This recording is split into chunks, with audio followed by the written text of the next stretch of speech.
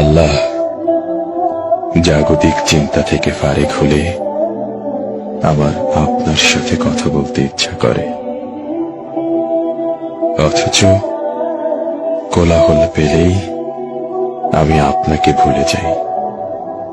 বিপদ পেরিয়ে গেলেই হয়ে উঠি উদ্ধত। নিজের হাসরের দিকে তাকালে দেখি গুনাহের ভারে নুয়ে আছে আমার মিজান। পুলসিরাত পার হব, নেই তেমন কোনো জান। আল্লাহ, গুনাহ করলেও আমি আপনাকে ভালোবাসি। পাপী হৃদয়েও অনুভব করি শুদ্ধতার অনুতাপ। আপনার সাথে আমার কথা বলতে ইচ্ছে করে। আপনি আমাকে হেদায়েত দান করুন, ক্ষমা করুন আমার যাবতীয় পাপ।